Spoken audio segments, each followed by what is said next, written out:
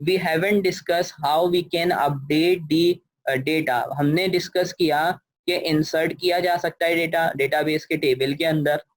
हमने ये सीखा कि हम डेटा को सिलेक्ट करके फैच करके ला सकते हैं, लेकिन अभी तक हमने अपडेट की कमांड को यूज नहीं किया था, ना हमने डिलीट को पढ़ा था।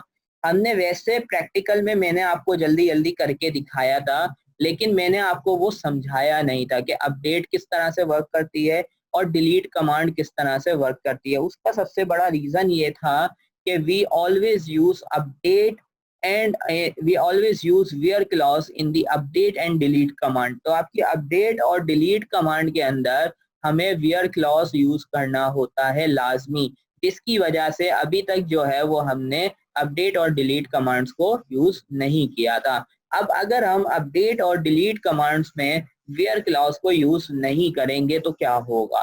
ठीक है, सो फर्स्ट ऑफ ऑल हम डिस्कस करते हैं update command. Let's say this is the employee table, you can see the employees data. यहाँ पर आपके पास कंप्लीट एम्प्लॉय का डेटा आ रहा है। Let's say you have a record Yusuf. आपके पास एक रिकॉर्ड है जिसका नाम क्या है? यूसुफ है। ठीक है, मकसद यूसुफ है, मेल है, दादू है। आपने कहा भाई मैंने उसकी सैलरी गलत लिख दी। क्या कर दी? सैलरी मुझसे गलती से मैंने गलत लिख दी, तो अब मैं उसकी सैलरी को अपडेट करना चाहता हूँ। तो मैंने लिखा अपडेट। ठीक है, कमांड क्या होगी? अपडेट टेबल का नाम है एम्प्लॉइज। ठीक है, उसके बाद आपके पास एक टर्म यूज होती है दैट इज कीवर्ड सेट। आप अपडेट करना चाहते हैं एम्प्लॉइज के टेबल को और सेट करना चाहते हैं। क्या सेट करना चाहते हैं? सैलरी को सेट करना चाहते हैं। सैलरी की वैल्यू को मैं करना चाहता हूँ 30,000।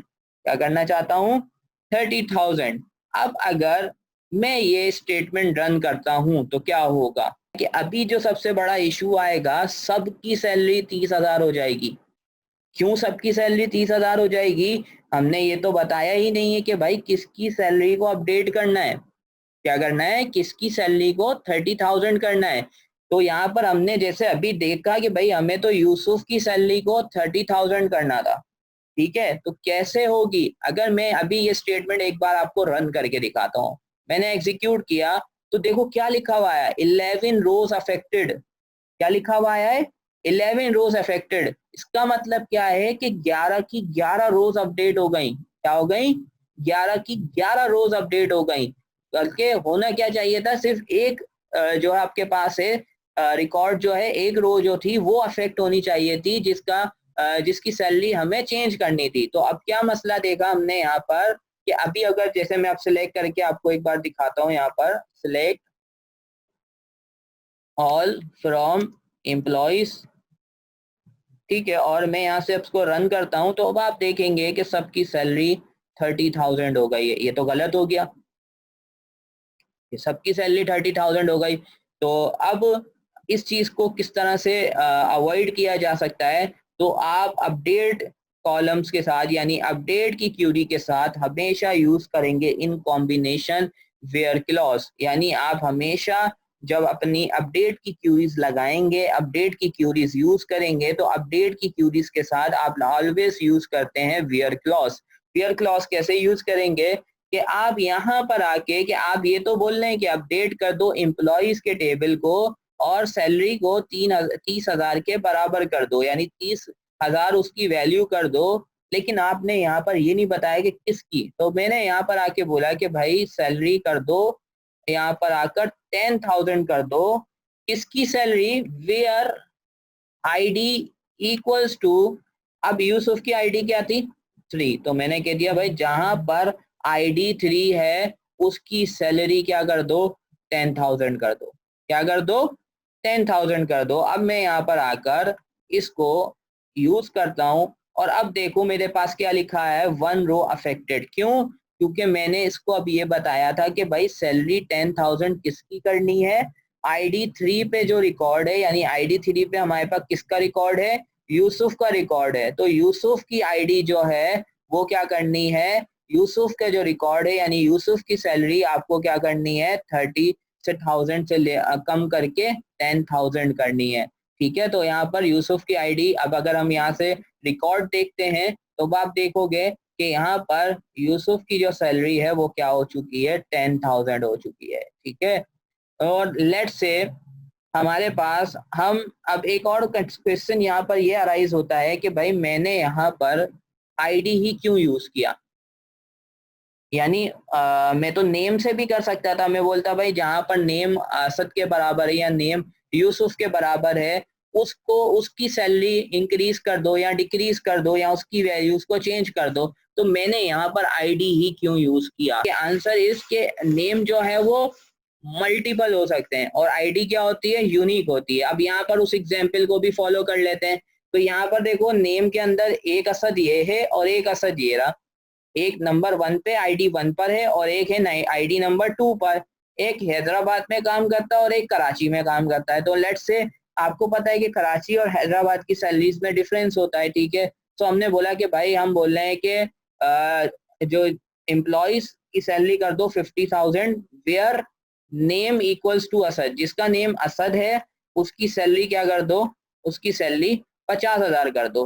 तो अब अगर मैं जाके इसको अपडेट करता हूँ तो मेरे पास 2 रोज अफेक्ट हो गई। भाई मैंने तो कहा था कि सिर्फ उसकी सैलरी अपडेट होनी चाहिए जिसका जो काम कराची में करता है।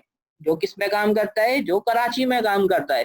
तो अब देखो यहाँ पर क्या हुआ, यहाँ पर दोनों रोज अफेक्ट हो गए। यानी जो हैदराबाद में काम करता है उस एम्प्लॉय की, यानी उस जो असद नाम से एम्प्लॉय है उसकी सैलरी भी 50,000 हो गई। और यहाँ पर उसकी भी आपके पास जो दूसरा वाला असद है जो कराची में काम करता है उसकी भी आपके पास जो है वो सैलरी क्या हो गई, 50,000 हो गई। तो इसलिए हम ज्यादातर आईडी को या प्राइमरी की को जो है वो वेयर क्लॉज के अंदर यूज करते हैं, क्योंकि वो यूनिकली आइडेंटिफाई कर रहा होता है इस रिकॉर्ड को। यानी हमें पता चल रहा होता है कि हम इस रिकॉर्ड की बात कर रहे थे या इस रिकॉर्ड की बात कर रहे थे। तो अभी इस कंडीशन के अंदर हम पर्टिकुलरली इस रिकॉर्ड की बात कर रहे थे। हमें इसकी जो है सैलरी उसको इंक्रीज करना था, उसको बढ़ाना था, इस वाले की सैलरी को बढ़ाना नहीं था। तो अब इसको किस तरह से मॉडिफाई किया जा सकता है? तो हम बोलते हैं कि भाई ऐसा कर दो कि एम्प्लॉय इसकी सेट कर दो salary 20,000 where ID equals to 1। तो मैंने अब क्यूरी को कैसे सेटअप किया है, मैंने ये बोला है कि वो एम्प्लॉय को अपडेट करो एम्प्लॉय के टेबल के अंदर जहां पर, और सैलरी को बराबर कर दो 20,000 के, जिसकी आईडी क्या है 1 है। तो जिसकी आईडी 1 है, आईडी 1 पे कौन सा रिकॉर्ड है, असद का रिकॉर्ड है जो कि हैदराबाद सिटी से बिलोंग करता है। तो उसकी सैलरी हम क्या कर रहे हैं, 20,000 कर रहे हैं। तो मैं यहाँ से आकर इसको यहाँ से रन करता हूँ और एग्जीक्यूट करता हूँ। तो you can see we are getting 1 row affected. और अब मैं यहाँ से जाकर इसको रिफ्रेश करता हूँ, इसको एग्जीक्यूट करता हूँ। यू कैन सी कि अब हमारे पास ये वाला जो असद है, यानी फर्स्ट नंबर पे जो असद का रिकॉर्ड आ रहा है उसकी सैलरी क्या हो गई है 20,000, और जो 9th नंबर पे असद का रिकॉर्ड है उसकी सैलरी क्या हो रही है 50,000। तो हम क्या कर सकते हैं, इस तरह से जो है वेयर क्लॉज लगा के अपडेट की क्यूरीज को यूज करते हैं। तो अपडेट की क्यूरी क्लियर है। और ये चीज भी क्लियर है कि हमने अभी तक अपडेट की क्यूरी को क्यों नहीं डिस्कस किया था। क्यों नहीं डिस्कस किया था? क्योंकि we have not discuss the where clause. तो वेयर क्लॉज के बगैर हम अपडेट की क्यूरीज को यूज नहीं करते। अगर हम ऐसा करेंगे तो हमारा जो प्रीवियस डेटा है वो सारा का सारा क्या हो जाएगा, खराब हो जाएगा, किसी काम का नहीं रहेगा। लेट से मैं कहता हूँ, लेट से मुझे यहाँ पर ना एक किसी एम्प्लॉय की जो है ना जेंडर मैंने गलत दे दी, तो मैं उसका जेंडर चेंज करना चाहता हूँ। तो और मैंने वेयर की आईडी नहीं लगाई, ठीक है, मैंने कहा जेंडर इक्वल्स टू फीमेल और update employee set gender equals to female, और मैंने यहाँ पे वियर नहीं बताया। तो अब क्या होगा, जितने मेल एम्प्लॉयज भी हैं उनका भी जेंडर क्या हो जाएगा, फीमेल हो जाएगा, ठीक है, जो कि रॉन्ग है।